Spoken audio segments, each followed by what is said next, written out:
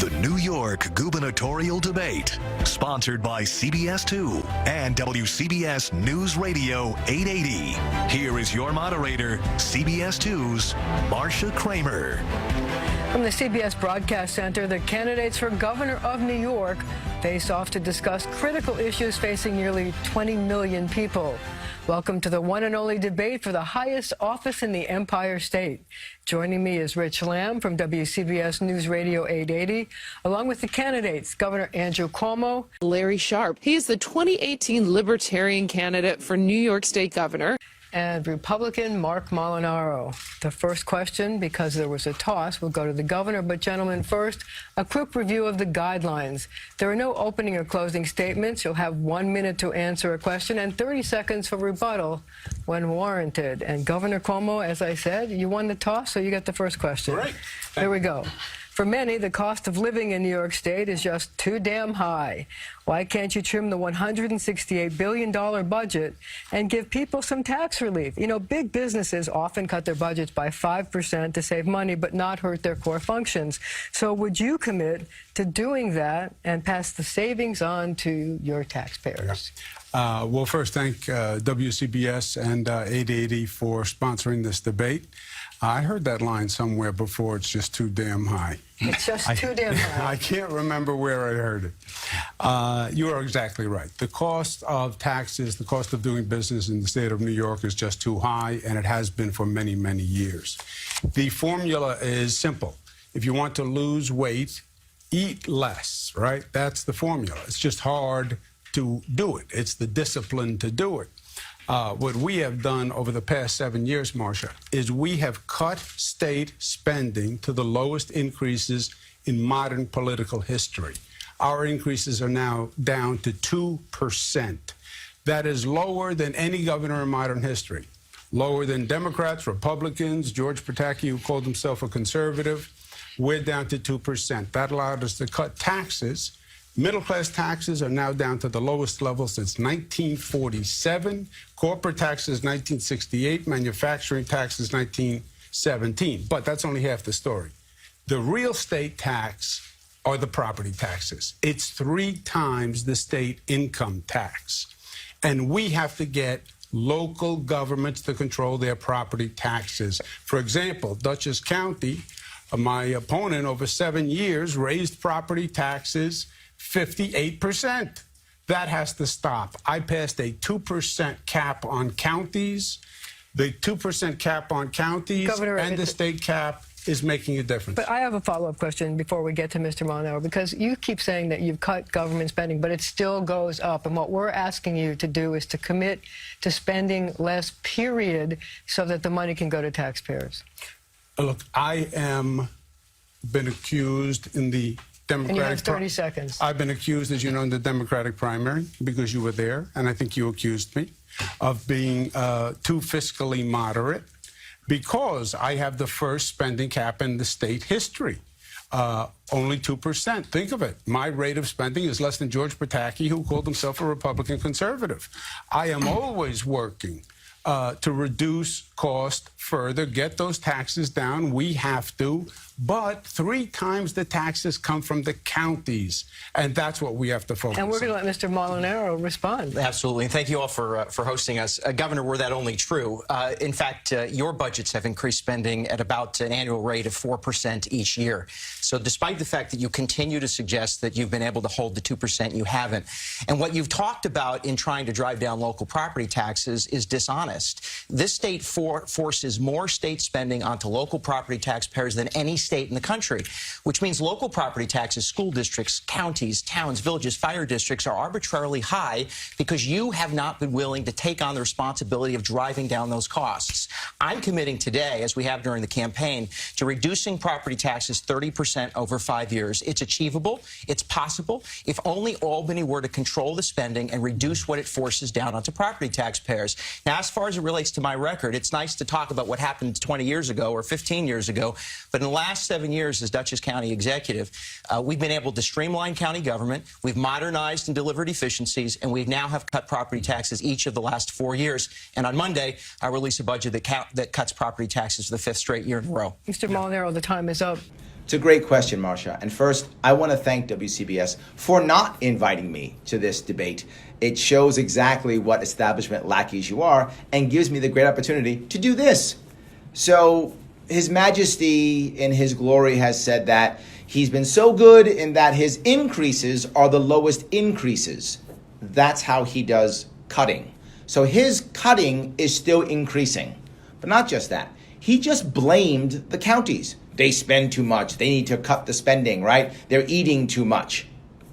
He's put unfunded mandates onto the counties, 85, 90, 95% of their budget. He's deciding what they spend the money on. I have an idea. How about we instead let the counties choose what they spend the money on? Start their budgets at maybe zero so they can actually figure out what's good for them. And maybe they could actually change how they spend their money. I'm talking about cutting the responsibility of the counties to take Medicaid. Drop that by 25% for the next 4 years. Let the state take on some of that burden and lower the cost of Medicaid with health care and health care insurance. We do that. That's real taxpayer relief. Rich Lamb has the next question. Mr. Molinaro, can I just make a comment because he accused me of you're making up numbers again like you make up facts all the time. I'm not, sir. Right? There is no 4% increase. It's been 2%. It's been documented. You were in the county legislature for 7 years. You voted to increase property taxes 58%. I didn't. Live with it. You were in the county legislature for 7 years. Let me finish. You gonna let him shut you up like that and then call him sir? You voted to increase county spending 45%. That's where the taxes come from. No, sir. County government and county Mr. government Molinaro, spending. The governor now has monopolized 2 minutes, and he's now in. So I'd like a rebuttal. They aren't, sir. And the reason that county spending increased during those years, with all due respect, is because this state government, before we imposed finally a Medicaid cap, continued to force state spending until. Excuse me, sir. Let me finish. Reduced your spending. No, it didn't. And it kept going up. No, sir. It did not. In listen, you could make up numbers if you wish, but I served in the county legislature. Did the Medicaid cap reduce your spending? Governor, first of all, the years that you're referring to, you were not governor. I've been in office since 1995. Let me finish my thought, sir. We were able to hold spending in state and county government, but mandated expenditures continue to rise. Now, to the same point, we also saw economic growth at that time. So the average tax bill for Dutchess County taxpayers, while I was a member of the county legislature, decreased. But over the last 8 years, we've seen total economic stagnancy, which means communities aren't getting the assessed valuation growth and property taxes aren't going down. I will commit to 30% reduction over 5 years. We're going to move on. Rich Lamb has the next question. You raised cell phone taxes, you raised utility taxes, you spend more, you call yourself a fiscal conservative, you're a fiscal fraud. I've done more fiscally than Republican conservative governors, and you know it.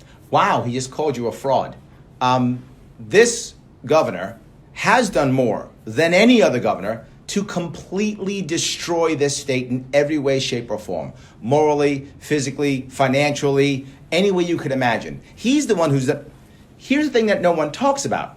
The entire issue of property taxes. The problem is the legislatures, that's the one who votes on it. You want to make this better? You want to fix this situation? Stop listening to these two guys talk and instead make one important change. Make it that all property tax has to be voted on by the people. In November, you've got to put it on the ballot and let someone all of a sudden do 9% or 10% property tax. It'll never happen. That will stop property taxes from being raised.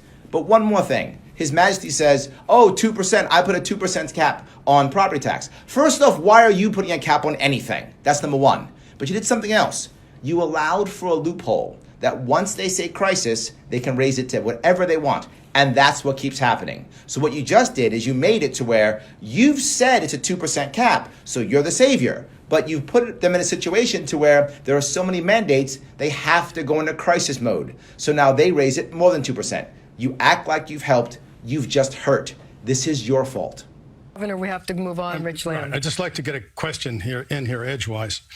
Mr. Molinaro, your Republican Party's hallmark is tax cuts. Your Republican president just got tax reform passed that impacts New Yorkers most negatively, greatly reducing state and local tax deductions or SALT. How do you explain that to the New York homeowner who owes thousands more in taxes now? I explained it today as I did when the bill passed. I opposed the SALT deduction cap because it did put us, certainly high-tax states, at a competitive disadvantage. It also abandoned what had been a commitment since the Civil War. But the problem in New York is that we tax too much. We force too much spending onto school districts, onto towns, villages, and counties. And even within the city of New York, property taxes continue to make us less competitive. And the governor has done nothing to reduce the cost, enabling us to reduce property taxes. I will. The other is we identify ways in our Empire Freedom Plan that we would provide real relief to taxpayers. This state taxes you incrementally. So if you make $1 more than a tax bracket, this state penalizes you for 100% of your income. I say that's inappropriate. And by changing that tax law, we'll provide meaningful relief. At the same time, with all due respect, the governor over the last several years has been threatening Republican members of Congress all across the state of New York. I want to work with Republicans and Democrats to get the SALT deduction reestablished, restored, so that we have real relief for New York taxpayers. Governor, your rebuttal? I've worked with Democrats and Republicans for 7 years. I passed 7 budgets on time in a row. That hasn't happened since Governor Nelson Rockefeller. I have no problem working with Democrats and Republicans. I do have a problem with what my opponent represents and is happening in Washington, these extreme conservative, divisive people who are anti-woman, anti-LGBTQ, and it's just anti-New York. It is just not true to say I support half of the SALT bill, but not the increase on the New York taxes. Okay, Excuse me 1 second, Marsha, this is important. Marsha, you got to be quiet. Mr. I respect women, he's mansplaining. That's how they pay for the tax bill. When you say you supported Trump's SALT bill, I didn't. You put your political Governor, loyalty... I've never said that. I've never said it, and you continue to lie about it. You just said you did. I said that I opposed the cap on SALT deductions. Please, I've said it now multiple times. You can't support half a bill. You know that. That's how we finance the tax cut for the rich, was by taking away our deduction. That's how the bill worked. You're a legislator. You can't say, I support half the bill, but not the other half. I've never said it, Governor. Yes, SALT is a problem in New York State because we have a state income tax. If we were able to get rid of our state income tax, SALT wouldn't affect us anymore. That's why what I want to do is work to get rid of our state income tax within 4 years. Slowly phase it out within 4 years, and then SALT won't affect us at all. Okay, we're going to move on now to another question for Governor Cuomo and the ever-popular MTA. Governor, since the MTA uses 4 times the number of workers on subway projects than any other city, for efficiency's sake, you clearly have to slash labor costs to make scarce dollars go further. How will you do it without angering the unions who support you and also avoid a strike? Now, I want to point out to you and ask you, is it acceptable for unions to have jobs like nippers who watch materials being moved around and hog house tenders who man the break rooms? I don't think I've ever met a nipper. I don't think I've ever met a hog. But they exist. What a hog? What on the MTA call? projects, under 2nd Avenue subway and other projects. What was a hog? What? Hog house tenders. Hog house tenders. Do you really need those kind of jobs? I thought I knew what I was talking about. You don't. Obviously, there's going to be waste and abuse in these programs, and we can do better. Is it acceptable? Of course not. And you've watched my performance for 7 years. So how do you rein in the unions? I'll tell you. No one. First of all, there have been unions that have been mad at me for 7 years. You know it very well. The most powerful unions in the state have been mad at me. But not the transit union. Yeah, the most powerful unions in the state have been. I have no problem angering a union when it comes between doing the right thing by the people and doing the right thing by a union. I am the most aggressive governor when it comes to building in the country, $100 billion. His Majesty just said proudly, he said, I am the greatest builder, $100 billion. Since when is a governor a builder? What are you, emperor of the Egyptian empire? What is wrong with you? You're not a builder. You're supposed to be a facilitator. Other people build, businesses build, people build, not you. Your $100 billion is not your money. It's our money. New JFK Airport, new LaGuardia Airport, new airports in Rochester, Syracuse, Albany, etc. I will take on the MTA. I have no problem ducking responsibility. Yeah, you duck responsibility all the time. Absolutely. You're really good at it. It's a question of funding. The mayor doesn't want to pay. The state legislature, my opponent, voted against $7 billion in MTA funding. You need the funding. My opponent endorsed my plan, but it's about the funding, Okay, and we need the money. Mr. Molinaro, how would you get the unions to get in line and to cut jobs and to cut waste? First of all, the governor's abandoned responsibility for the MTA, and we've seen it in a total death spiral over the course of the last several years. Stop stealing my death spiral thing. With on-time rates declining, with those living with disabilities not being able to access subway platforms. We see the continued delay, and it hurts real people, Governor. And the political game that you continue to play with the city of New York. But how do you do it? How do you do it? The political game that continues to get played with the city of New York means that no one's solving the problem. First, take ownership. The state of New York is responsible for the New York City transit system, period. Absolutely. So our plan is this. First, take leadership responsibility and wipe clean those people who are in leadership today that have entanglements and conflicts of interest. And then you identify with the unions that there are significant savings that can be had, and by achieving those savings, we'll share it with the unionized employees and with the users and invest in the system. We have to make the system function, and it isn't. That's not an answer at all. We'll just make things better. It's the lifeblood of the city, and the governor said it just now. He said it just now. The problem with the MTA is it needs more money. We pay 8 separate taxes to the most bloated public authority in the world, and users, riders depend on the system, which means we need to make it effective, efficient, and less expensive. This blows my mind. Both of them complained, and all they said was, it needs more money, it needs more money. No one actually answered the question, which is, how do we fix it, how do we make it better? This is the hard part. How do we fix the MTA? The MTA is $16 billion.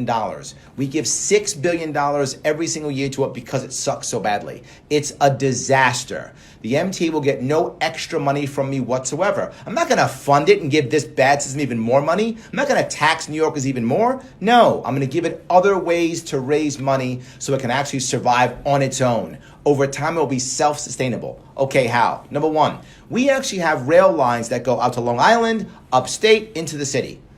At night, they're hardly used at all. Why aren't they freight lines? These should be freight lines. Freight forwarders can pay us to actually use these freight lines, less wear and tear in the city, less truck traffic in the city, cheaper for everybody, faster. They pay us. They help to keep the lines good. Not just that, we can actually name some of the hubs after them, the Home Depot rail hub, or whatever the case may be. That will give us a way to raise money by bringing freight into the city. Better service, more money. That's option one. Option two, we have infrastructure that we are wasting. We have the RFK bridge. Why isn't it that the Verizon bridge, or the Apple bridge, or the Google bridge? We could name these bridges, leasing naming rights out so they can raise money, 10, 20, 30, 40, $50 million for a bridge that's named hundreds of times every single day during rush hour, crossed by hundreds of thousands of cars, and mentioned in a 16 million person metro area. There's 6, 8, 9 bridges and tunnels in the MTA right now, just the MTA. Now the MTA can raise money through leasing naming rights. It will pay less for wear and tear, lowering the costs. It can also raise money through freight. Finally, you do that, that raises enough money to where now the actual people in the MTA, you said it, sometimes 4 times as bad as every other city. Here's what we do. We copy the other cities, literally cut and paste. There are tons of cities throughout this world that actually have unions and safety, and we copy them. How do we keep unions happy? By copying union rules from other cities. There's unions throughout the entire world. Cut and paste will make them the people safe and more efficient, saving money and finding ways to raise money without any extra taxes, and we'll have a better MTA. My colleague here has a question for you. So may I just go one thing, just to correct the record, just as facts matter once in a while. What my opponent fails to answer is, you're not going to find this money, Marcia, in just cutting the waste. He's right. You're not going to just find that money. You are simply going to have to keep punishing New Yorkers to take that money away from them. That's his answer. Keep punishing New Yorkers. No, we're not going to tax our way out of this, and that's what he always wants. It's $30 billion. I'm sorry. And No, I'm sorry. Yes, so that's what we need. But what you just acknowledged is that even $1,000 means something. But you declared a state. You've declared. Well, you didn't. You just said that we're not going to find the savings. But there were. No, I said you're not going to find $30 billion to fund the plan. It is. First of all, your MTA costs 5 and 6 times more to lay a mile of track than it does anywhere else in the world, which means we're wasting dollars. I just explained how to fix that. Were you not paying attention? And the savings need to go back into the system. But, Governor, what is equally important is that when you declared a state of emergency to solve the problem, it's gotten progressively worse. And at the same time... That's not true. That is so true. The MTA is a disaster, and you don't know because you don't get on it. You're too busy on your helicopter. It is Once true, again. and at the same time, we know there were hundreds of employees brought in to work on the MTA, and nobody knew what their jobs were. There needs to be accountability. Taxpayers and consumers and commuters deserve it. We see the deterioration of our commuter train stations as well. That is not true. You have never seen a governor take more responsibility for the MTA than I have. Yes, I know. I declared the state of emergency. You never saw George Pataki go near it. I'm not George Pataki. You seem obsessed with him. But Governor, because he's another Republican, but and Governor, he is a point. But Governor, you rushed the second emergency action plan. I said to New York City, pay half the funding. They refused. I went to the state legislature. I got the full plan funded. Performance is increasing. It is not, sir. Please stop calling him sir. He's completely wrong. And yes, service is worse. You were in the legislature, you voted against $7 billion in MTA funding, and that's why we are where we are today. Taxing people more is not the answer, Marcia, until and unless the state takes responsibility for the waste, the abuse, and the lack of accountability. You rushed the opening of the 2nd Avenue subway, and they didn't have fire alarms in the system. So my point with you, Governor, is it's about establishing the outcomes and focus on fire alarms. You wouldn't have gotten a building code. They didn't. You need to fight waste. It's not 40, 30, or $40 billion. That's all I'm saying. Okay, so the next question actually is going to go to you, Governor Cuomo. I thought he was getting the next I know, question. but you guys, you erased him. Switch the whole... You erased him. Wow, she just said it. You just erased him. Wow. Oh. So here we go. People sometimes call the state's ethics commission, whose initials are J-Cope, they call it J-Joke. It's been said the state's current ethics body lacks teeth to fight corruption. Would you support putting control of the state Joint Ethics Commission in the hands of the independently elected State Attorney General, New York's chief law enforcement officer? The AG, which I know because I was the Attorney General, already has jurisdiction. J-Cope is the first time the legislature agreed to an outside body to do any ethics review. But is it really outside when it's all appointed by the legislature? I'll get to that. Marcia, please. He's mansplaining. It was always purely internal. The legislature said nobody has a right. J-Cope was the first time you had an outside entity. I agree that it was a good first step, and I believe in the thin edge of the wedge. I believe we need more independence on J-Cope. I believe we need... So what form does the independence take? A totally independent appointees and not necessarily representatives of both houses. I'd be open to a number of configurations. Like? But they have to be independent. You right now appoint 6. I'd have the Attorney General involved. I'd have the Chief Judge involved in appointing the members. We started, and change starts with the thin edge of the wedge, but now we have to have more independent appointees. We're going to get... So we have to start still. 8 years as governor, and you haven't figured out how to make things not corrupt in 8 years? 8 years is not enough time? Look, the answer is an office of transparency. That's what you want. The key here isn't some appointed cronies and party loyalists that you put up to decide who is bad and who's not bad. The idea is making everything transparent so the actual AG can see everything and know what is bad and know what's happening, and the people can see it also and hold the AG accountable. I will create an office of transparency right away so that, guess what, when you actually have a FOIA request, when you actually want to see what your local government is actually doing, you'll get to see it. These boards will begin to go away. These ideas of your friends deciding what's right and wrong will go away. Office of Transparency, that's our answer. Molinaro have a rebuttal. Governor, you have led the most corrupted state government in America. 8 individuals closely associated with your administration are now going to jail or have gone to jail for federal corruption charges. At what point, after 8 years of being in office, do you take responsibility, or at least admit you either? Please let him try to stumble through his answer. You have benefited politically from it, or you have no clue what's going on within the administration. This is what is stealing from taxpayers. You have allowed individuals in this administration to defraud taxpayers. And anywhere else in America, no governor could possibly be running for re-election. And Marsha and Rich, the point is that at the end of the day, corruption steals from real people. From real people. You raised $101 million over 8 years in exchange for $50 billion worth of state expenditures. Time is up, and Mr. Molinaro, you get the next question. Thank you. No, okay. Marsha, I have to have a rebuttal to what he just said because it was false and it was all ad hominem. 15 seconds. You get 15 seconds. Marsha, this was ad hominem and it was serious. Marsha, His Majesty put his hand up. That means, woman, be quiet. For you to say, in your situation, to point fingers, yes, people in my administration made a mistake, they went to jail. Your county legislature is calling for an investigation on you for kickbacks and perjury, where you gave a contract to a vendor and then a family member got a job and they got another contract. That's your own county legislature asking for a criminal investigation of you.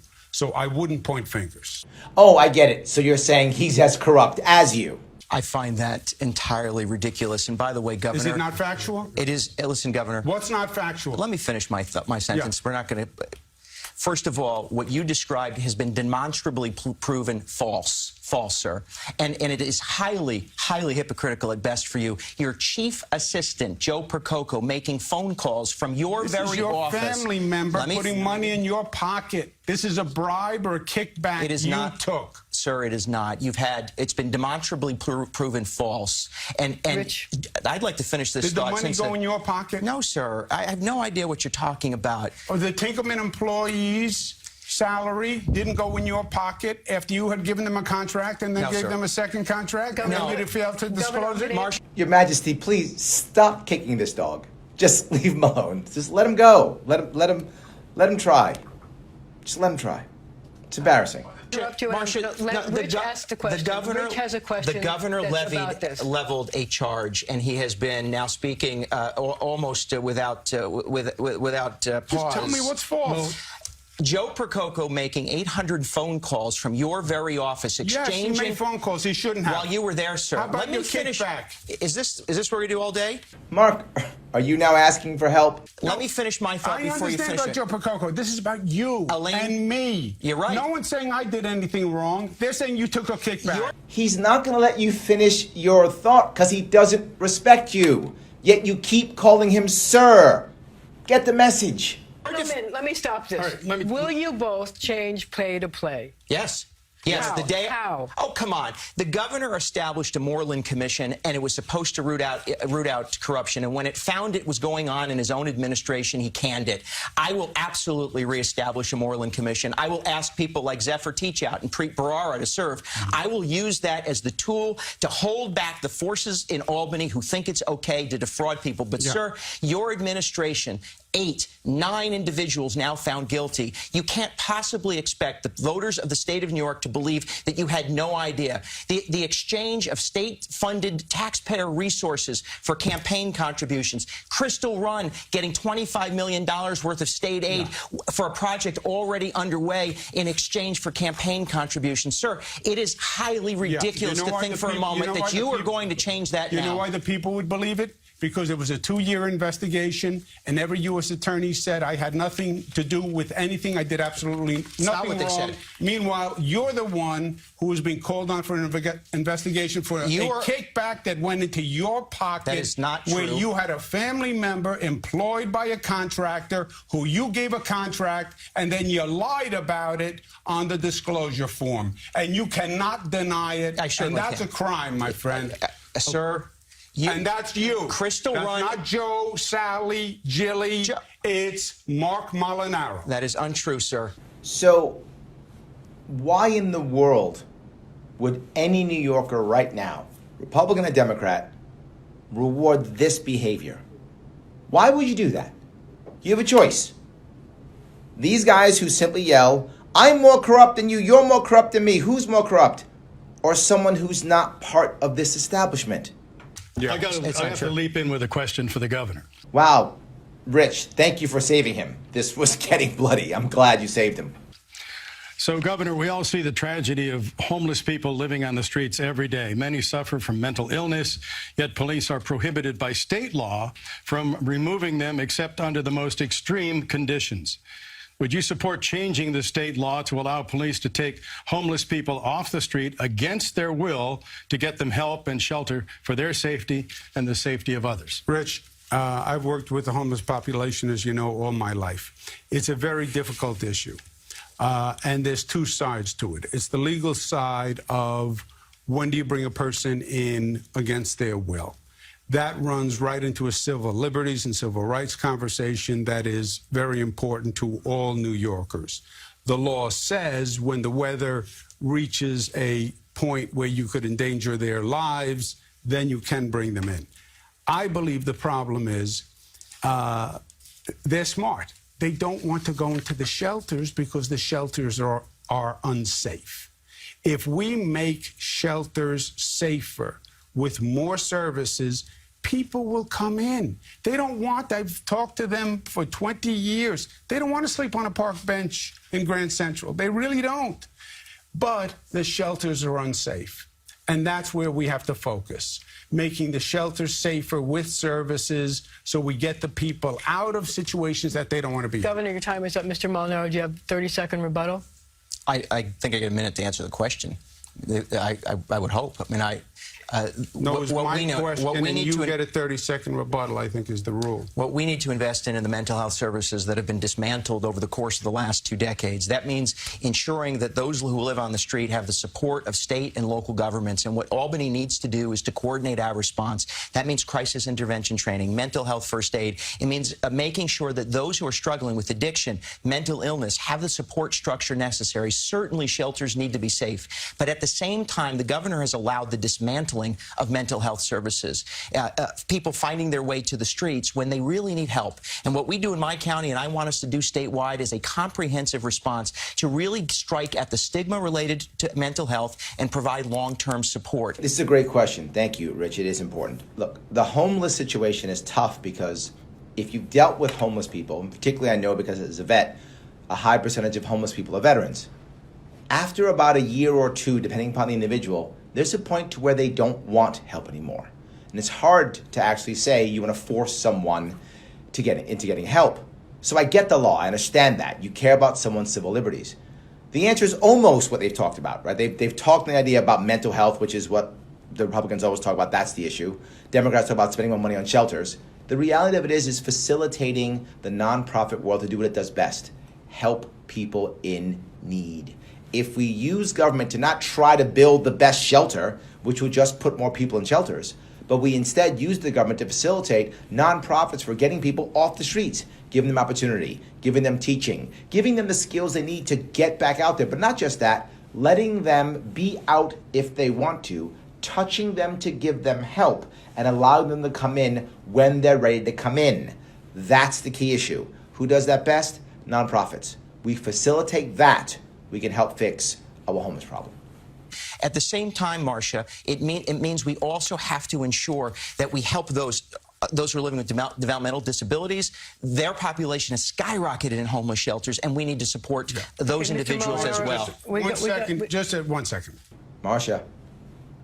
This is so hypocritical for you to sit here, an acolyte of Donald Trump, mini-me of Donald Trump, who is decimating health care in this state, taking health care from poor people, cutting Medicaid, cutting mental health services, removing health insurance from close to 1 million New Yorkers and say the answer is more health care service. Okay, Mr. Molinaro, 15 seconds. I'm surprised 15 it took him this long to go there. But, sir, I've been in elected office for a very long time. I was in office before you. I was in office before Mr. Trump. You're a lifetime politician, we know. Yeah, you're both lifetime politicians. We both know, absolutely. Your private law firm represented Mr. Trump and his real estate interests before state agencies while your father was governor. You accepted $60,000 from Donald Trump and haven't returned it. You, when you were trying to make friends with the president when he first came to office, told him you wouldn't run against him. And you, sir, had him at your bachelor party. I didn't.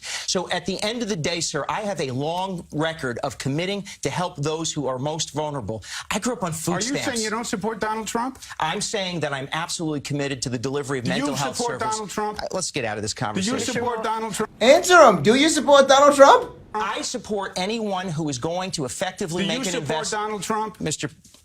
Do you support Donald Trump? Mr. Molinaro, you can't answer it. You have answered it because your ad on TV says, I vote conservative for Mark Molinaro and stand with Donald Trump. So you may as well have said it here. Okay, great. I just wish you would answer because it doesn't matter to most New Yorkers. If you do support Donald Trump or you don't support Donald Trump, does that make any New Yorker better? Does that pull a homeless person off the street? Well, I thought we were talking about that, not about whether we love Donald Trump or not. Does that make any farmer all of a sudden have a better farm? Does that make someone's business become more viable? Does that give someone a better education? Does it give anyone a better opportunity? Does that bring someone's loved one back from North Carolina, South Carolina, or Florida? Does it help anybody in any way, shape, or form? This is just more distraction. I hate Trump. I hate Cuomo. I hate Trump. I hate Cuomo. How about New Yorkers? What you're showing is you don't care about New Yorkers. Today, under this president and this federal government, America has the most competitive economy in the world, and New York State lags behind. I support Donald Trump. I support every effort. Just tell the truth. Every effort to ensure. Just say I support Donald Trump. I support every effort that this president wants to invest. You won't say you support the president. Gentlemen, Amazing. Gentlemen, we're going to move on. Mr. Molinaro, you get the next question. It's about cash bail. Should New York State eliminate cash bail for low-risk criminal defendants like California and New Jersey already do? The argument is that cash bail discriminates against poor defendants who must remain in jail awaiting trial while the wealthy walk free. Opponents say that changing the law gives a judge too much discretion regarding the defendant's flight risk or danger to the public. Where do you come down on this issue? I think the judiciary does have to have a degree of discretion to ensure that individuals who pose a risk to society or themselves don't end up out on our streets, which is a major concern all across the state. It's one of the reasons, by the way, that I think law enforcement has a real concern about this governor's parole board and his willingness to pardon the most violent offenders in our society. So that's no answer. So I get that. Let me tell you what we have to worry about here. The reality of it is cash bail is a huge problem. At the same time, risk to the public is a problem. You know, what happens if someone's spouse is arrested and they may want to go back and hurt their spouse? That's a problem. If you have an issue and you think someone is either dangerous or a flight risk, how about an ankle bracelet? If you think that someone's a danger to someone, but they're poor, but you're not sure because they're just accused, there's no proof, they're just accused, put an ankle bracelet on them and have some type of device with the other spouse. And if that person gets too close, police are called. The spouse is now safe. If someone's a flight risk, ankle bracelet. If they cut the ankle bracelet off, now they're a felon. Got that taken care of. Or they go outside of the state. We find out where they are. Ankle bracelet is a very viable way. And most police stations already have it. Most districts already have it. It is fine. In fact, when he should have spoken up about an individual who killed a cop, he chose not to. In fact, he pardoned that individual. But Marcia, in my county, and what I believe needs to occur statewide, is we have to invest effectively in the appropriate representation at the time of arraignment, and throughout the judicial process. We need to ensure that individuals who are trapped in the criminal justice system have a support structure so they can find their way back to society and not return to jail. We do that in my county. Over the course of the last 8 years, this governor governor has forced more and more burden onto local jails across the state of New York, forcing them to grow their population. That's not a way to reform the criminal justice system. Governor, you get 30 seconds. If my opponent has makes a factual statement, it's by mistake. I did disagree with the parole board's release of Herman Bell, and he knows it. Why did you pardon him? This is a pure... Why did you pardon him? You gave him a conditional pardon. You wouldn't agree to meet with the victims' families. It's an independent board. You could very well... You should know if you read the law. Number two, the Trump administration's entire point of view.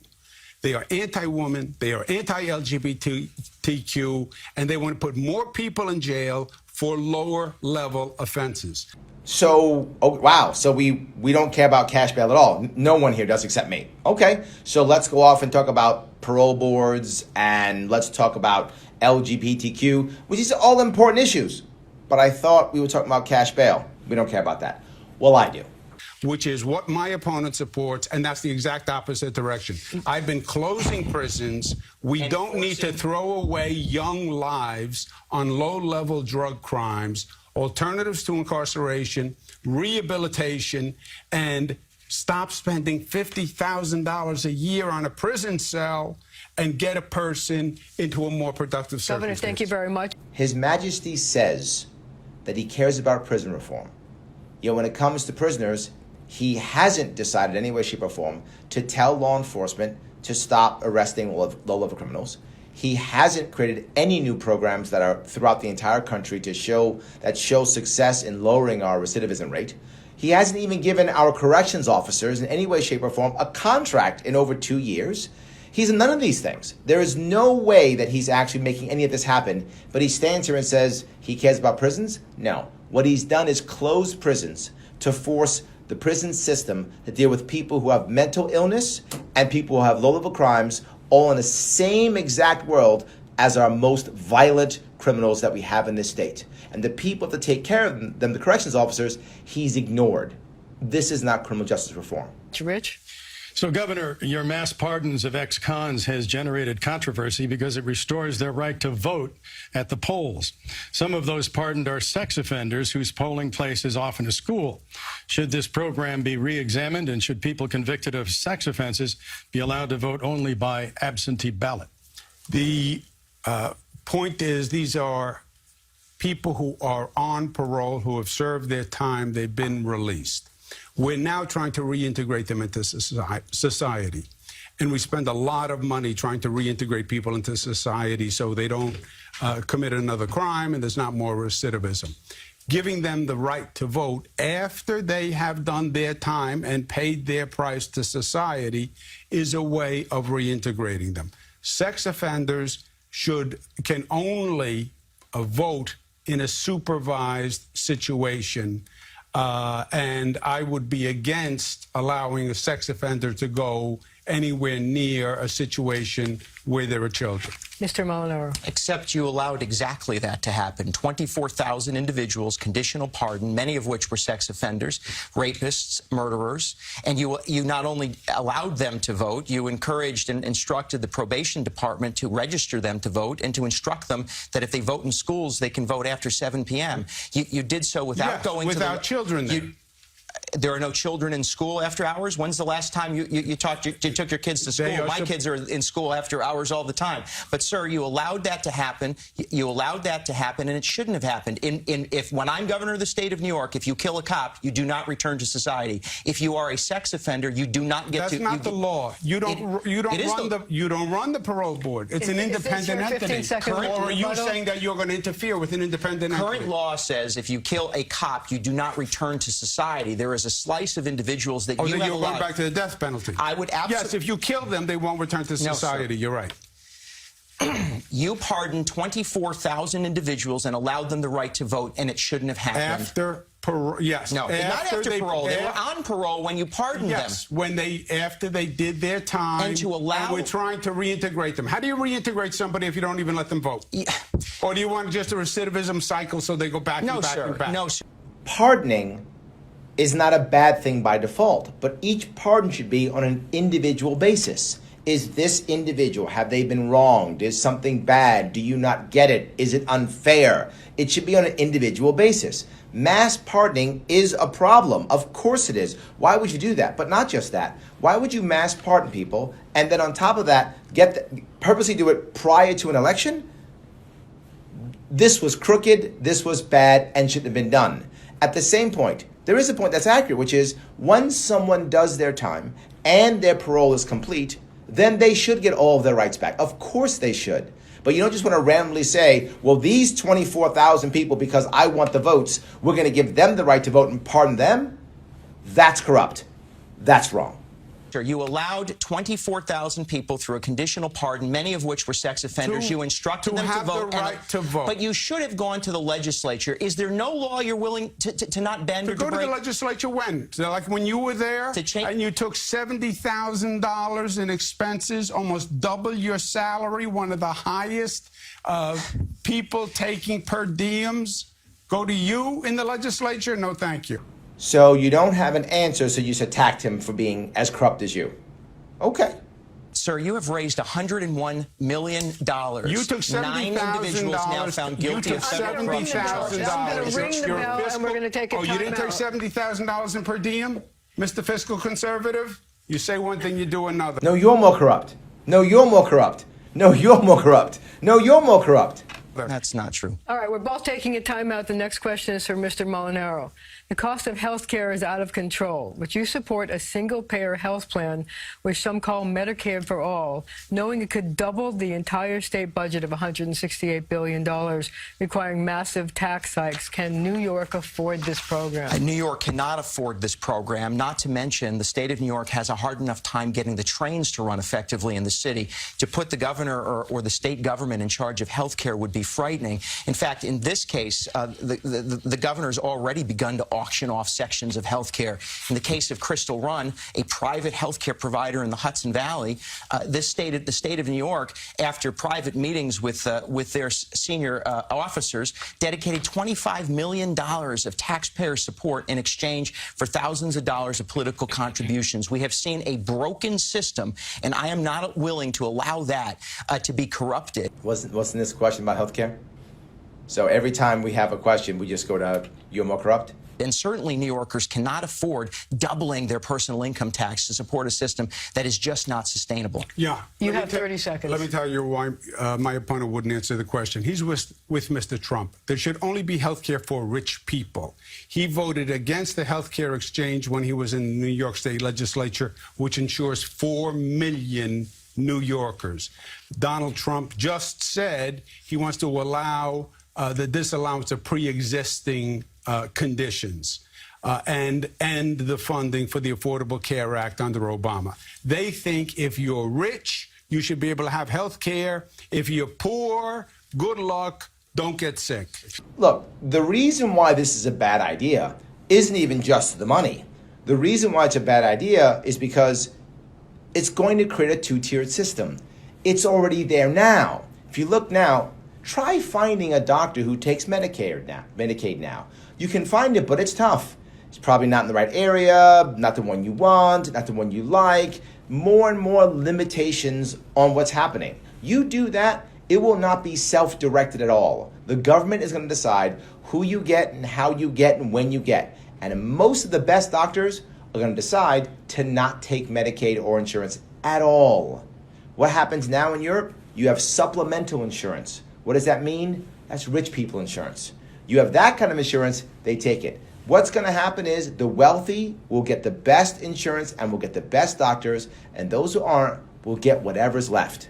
I don't want that. We have to change this system to allow everyone to have good care. That means making sure there's a difference between the health care insurance and health care. Let's fix the health care system to where it's not this horrible cartel system, but until it's a better system to where more people have more access. We do that, we can even fix Medicaid and give everyone an opportunity to have the best doctors. Okay, your time is up. Rich? I'd like 15 seconds. Okay, you have it. I grew up on food stamps, sir. My mother struggled hard. I know exactly what it's like to be waiting online for Medicaid services. Remember what it was like. I remember exactly what it's like. Well, and they give I've people seen health care. I've seen your government dehumanize people waiting on lines for Medicaid all across the state of New York. I've seen kids that need developmental disability services. So you services. want to end it? I absolutely am committed to not only supporting that population, but expanding services, and I always have. For the last You'll 8 years, expand Medicaid? I will absolutely do more to ensure that You'll expand Medicaid. I'm going to write that down. That's news. Sir. Please stop calling him sir. He doesn't respect you. I will absolutely do more to ensure that the system more effectively assists those struggling and those who are poor, because I've never forgotten where I come from. I wasn't born on third base. I worked hard to get to this very place. Yeah, neither was I. Okay, Rich, next question. Governor, opioids, pills, and heroin are killing people throughout the state. Do you support opening safe needle injection sites where addicts can also be approached for help? Do you have any other bold ideas to address the opioid crisis? Yes, we do have bold ideas on the opioid crisis. We're working on a new model because it is very complicated and it's comprehensive. It is part of what Mr. Molinaro was talking about before. It is a mental health issue as well as a substance abuse issue. Sometimes there are behavioral issues. People are coming into emergency rooms. They're doing ad hoc determinations in emergency rooms. Depending on where you go is what referral you get. The safe injection sites are something I think we should look at. They are very controversial. They are very complicated. The federal government is decidedly against them and could close them down. But it's something we have the Department of Health working on in concert with New York City. Absolutely not. We cannot give up on these individual lives. Opioid and heroin addiction is the public health crisis of our lifetime, and we are losing so many people. That means for us as a state, we ought to ensure that we train law enforcement to respond effectively. It means expanding access to Narcan. It means ensuring that we have 24/7 mental health services for folks all across the state of New York. Every county needs the ability to provide mobile intervention team, a stabilization and recovery center, so that folks have the support that they need. But what's most important is that we have to have an open conversation about the struggle that so many addicts have. That means recovery coaches. That means training and enhancing the tools and resources for families so that they know that we're on their side. We have to break through to ensure that we address the stigma and provide ultimately the help that these people who are struggling so hard deserve. What you just heard both of them say is, we have to throw more money at the problem. That's all they said. We have to get this and buy that and train this and give that. Throw more money at the problem. It's been decades. We've been throwing money at it. It doesn't work. There are 3 things we need to do to really make this happen. Number 1, if local communities want to have these sites, they should be able to if they want. The governor shouldn't be deciding what's right or wrong for your community. Each community should decide. If you want those sites, you should have them. If you don't, you shouldn't. You should be finding ways to help the people who are in your world, your loved ones. Oasis has to go away. It should not be deciding how people get cured of their addiction. Addiction is a mental health and it is a medical problem. But more importantly, it's a happiness problem. It's people making mistakes and going to places they shouldn't go and doing things they shouldn't do. We need people to love each other and to help each other get better. That means localized control. That means nonprofit stepping in. That means charity stepping in. That means our local law enforcement should be facilitating these things to happen. It means stop putting people in jail for having a plant in their pocket. It means taking this as a real social problem. One more thing. It means legalizing cannabis and cannabis products. Cannabis products will be used for pain. Why does that matter? 80% of all of our addicts come because of a FDA-approved prescription drug for pain. If that was a cannabis product, the amount of addicts we have begins to go away. But not just that. A cannabis product can be used to help someone get off of a drug. It will mitigate the actual withdrawal symptoms. We can do that if we do those things. Get rid of Oasis. Stop the government at the top in Albany deciding what's right, what's wrong. Allow local nonprofits, charities to jump in and support also, and legalize cannabis products. You will find we can deal with the opioid crisis. You will see a tremendous decrease right away. Governor, there's another drug question I'd like to talk to you about. Soon, New York is going to be surrounded by states that are legalizing recreational marijuana. Yet our state has some of the most restrictive laws on medical marijuana, not allowing prescriptions for stress or using edibles. Why isn't New York more progressive on the use of medical marijuana? Well, medical marijuana, we are now. We're not for years. Mr. Molinaro voted against medical marijuana. He opposes it. Many members of the legislature stopped it for many, many years. That's why we didn't do it earlier, because my opponent voted against it as well as others. We now have medical marijuana. I believe it's helped many, many people. The next question that you're asking is legalizing overall recreational marijuana, because it's supposed to be legal. I guess I wonder why you don't ease up on the medical marijuana issue so that the people who need it for stress and other things can get it. The people who want to have edibles because it's easier can get it now, before you legalize it. Yeah, well, I think you should ask my opponent why he voted against it, because we now have it. We don't have it. That's a dodge. What you have is a black market of cannabis products, because you've made medical marijuana so hard to get as a license that only your cronies, only your buddies, your polilolos can get it. And we have to obviously make sure there are controls, because it's medical marijuana. It's not to sell on the street corner. But you should ask my opponent why he opposed it. I absolutely support the expansion of medical marijuana so that patients that need access can get it. This state has You been didn't vote against it? Sir, I've been in the state legislature for decades, so let's get... You didn't vote against medical marijuana? In 2018, I support the expansion of access for medical purposes. That means he voted... Excuse me, sir. Did you support medical marijuana when you were in the assembly? Marcia, if I could just Governor, finish. let's let him finish the question. Absolutely... You just asked for help again? Mark, stop calling him sir. He doesn't respect you. Get it? Support the expansion of medical marijuana for those that need it. There are so many who can't access it because of the overburdensome regulation that this state puts in place. But only 5 months ago, the governor actually had the same position I do on legalization, but in the midst of a Democratic primary, decided to have your Department of Health, the New York State's Department of Health, change its position. When I'm governor, we don't make decisions based on political expedience. We do it based on science, data, and fact. Okay, and time is up, and you get the next question. Thank you. Marcia, that is not it is not truthful. Marcia, hand, remember? It is truthful. Mr. Molinaro did not support medical marijuana. A decade ago. Oh, so you didn't support it? I support the expansion of medical marijuana today. But you didn't when you were in the legislature, which was my point, and you said no. So you lied. But that's okay. It's not the first time. I didn't. Okay, You do it well. We're going to go to the next question. I did not have the health department change their opinion. You certainly did. I asked for a study for the first time ever, and they came up with a study. And they rushed it in the midst of a Democratic primary. Okay. Truth matters, Mark. It does, yes. And here's a question for you. Education is critical to the democratic process and a growing economy.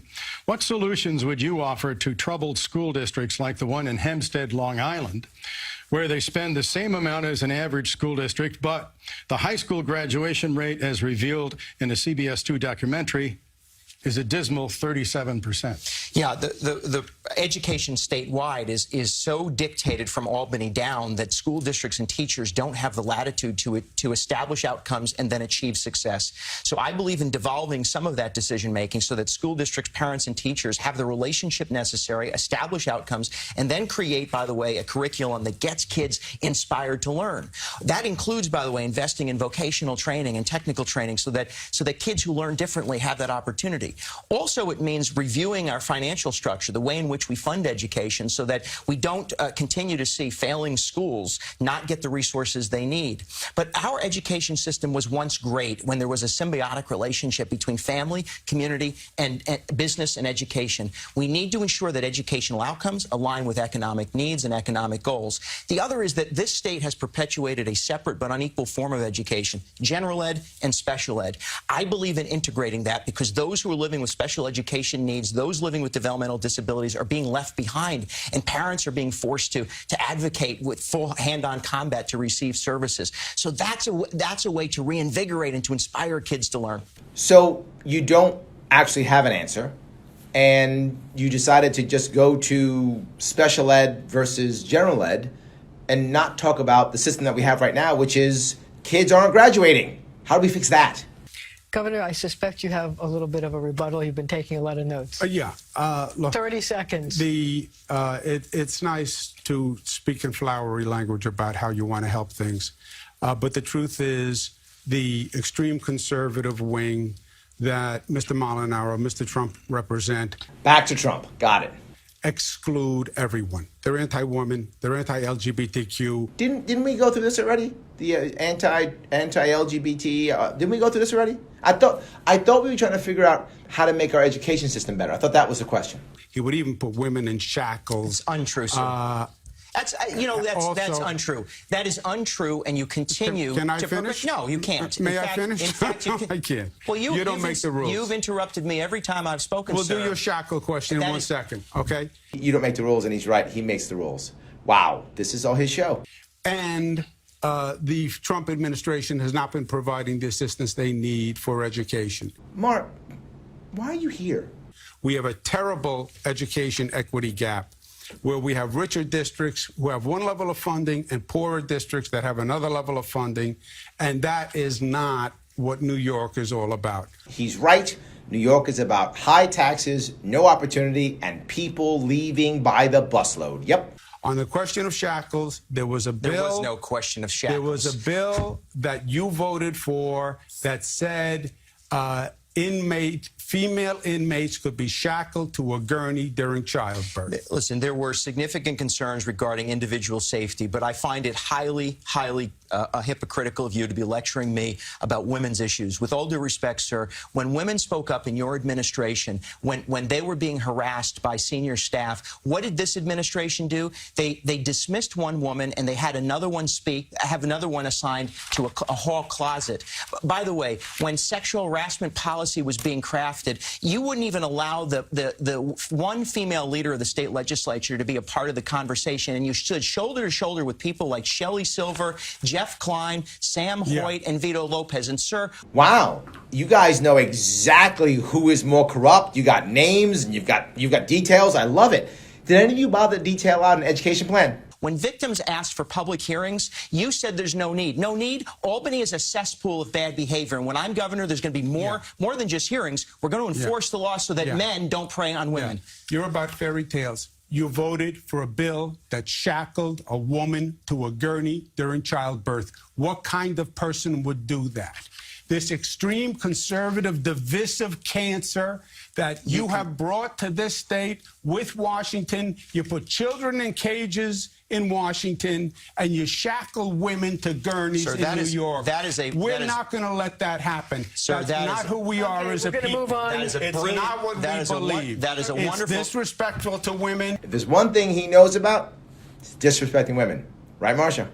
It's disgusting to the values of this country to have a president take babies out of the arms of mothers and put them in cages and shackle women. Where do you think you want to take this country and state? Sir, in 1997, please. In 1997, a 4-year-old girl and her mother were raped in my hometown. That has seared my memory, sir. So you want to shackle the woman to a gurney? I absolutely do not, sir. I do not, sir. And you know better than that. But then why did you vote for the bill?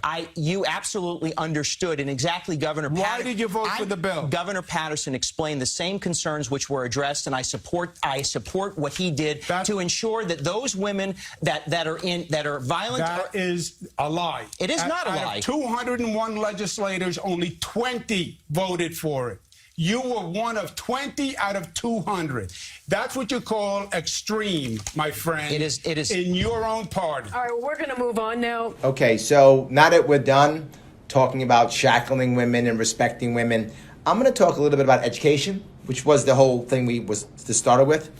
If we want to fix our actual education system, there are several things we have to do. But the number one concept is actually letting teachers teach. His Majesty's plan is literally this. It is, let's spend even more money. We right now spend $22,000 per kid, and we're ranked 37th in the country. But he wants to make sure we spend even more money, he's proud of that, so that we can have non-teachers teach teachers how to teach better. That's his current plan. And why that's doubly insulting is you're having non-teachers teach teachers, and the assumption is the system's failing because the teachers aren't good enough. Wow. And we wonder why we have teacher burnout, and we wonder why teachers are quitting, and we wonder why teachers are saying, I can't do this because of all the regulation, because of all the box checking. I'm the one who's saying, get rid of all standardized testing before high school, allowing teachers to actually teach their children and not have to teach the standardized tests, allowing now these administrators to actually leave, letting administrators go away. What does that mean? We actually have districts that have more administrators than teachers. That's shameful. We don't need extra grant writers and extra people to check boxes. We need teachers talking to kids. We need Common Core to go away. We need less strings. We need more local control of our schools. That will actually make better schools. This next one goes to you, Governor. Mayor de Blasio has been dragging his feet in approving new charter schools. Do you believe in charter schools? And how would you get the mayor to increase space in city buildings for charter schools? I will sit down and we will have a bottle of wine, the mayor and I. You and the mayor are going to break bread and drink wine? We're going to break bread. We're going to have a plate of pasta. Why? Wow, so you're just going to do a bit here? This is a funny joke to you? You're going to talk about pasta and wine? Everyone knows you don't get along with de Blasio. And so now we literally have kids not being educated. We have a 30% increase in suicides in our state since the year 2000, to include children. We have teachers who are leaving left and right, a broken education system, and you think, let's do a bit. It'll be funny, ha ha. If you were gonna make magic happen, why didn't you make that magic happen 8 years ago when you first came in? Why didn't you make our children your priority then? But now you're gonna make them a priority? Keep doing your bit. We're going to have a plate of pasta. We're going to have a bottle of wine. We're going to talk about it.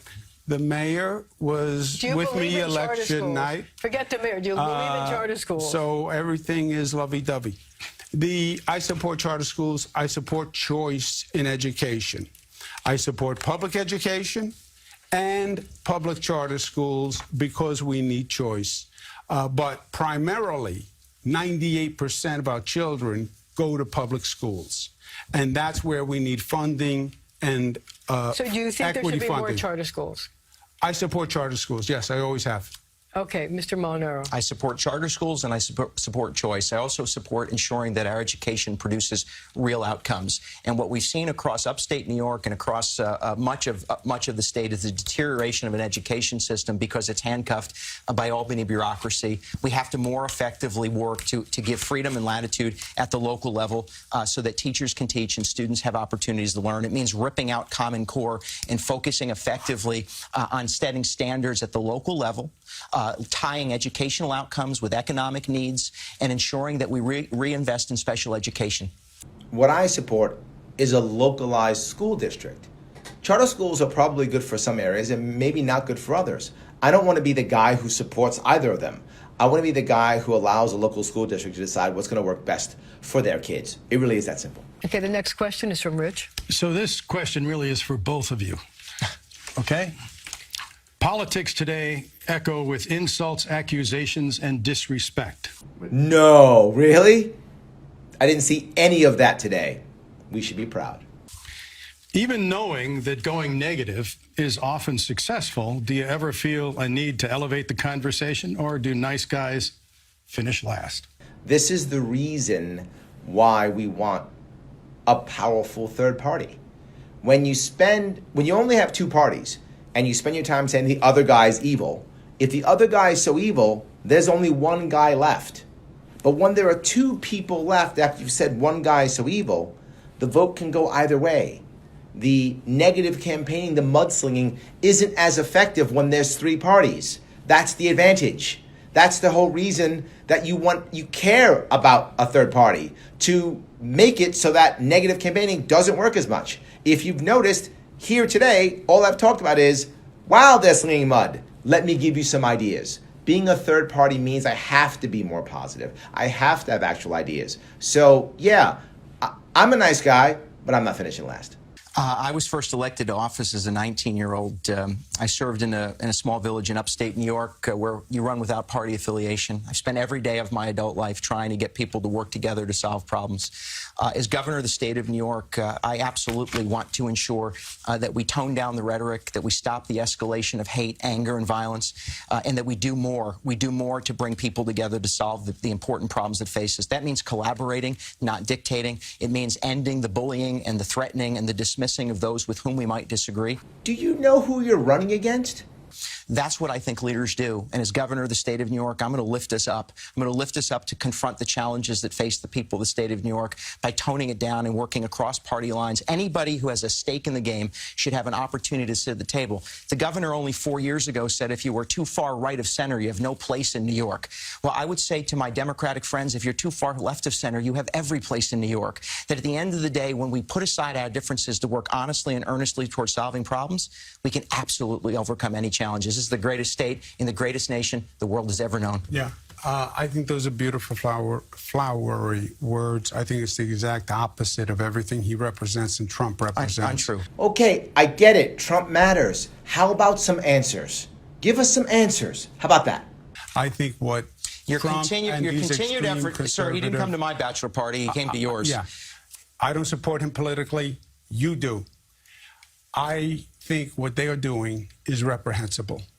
And there are no nice words to take care of this. You're against a woman's right to choose. He voted 5 times against equal pay for a woman. He voted to put a woman in shackles. He voted 9 times against members of the LGBTQ community. He voted 3 times against marriage equality. They want to end health care for poor people. That is They're untrue. putting children in cages. That is untrue. You are signing They're putting children in. Let me finish, Mark. When are you going to stop lying? When are you going to stop lying, You're not putting children in cages? I am not, sir, and I never would. Okay. And Trump didn't? Governor, I have objected to those policies. That is abusing people. Governor, What was the question? You continue to misrepresent. Right, may I finish? No, you continue to misrepresent. You have a program where they will hurt the economic viability of this state with SALT. Which is going to raise taxes 30%. My fiscal conservative friends are going to raise state taxes 30%. Rich, I'm here to fight for New Yorkers. I am a New Yorker. Their rights are being abused. This is a divisive cancer that these people have brought. And we have to win November 6th. You have escalated it. It's not just Democrats. You're going to see a lot of Republican moderates come out.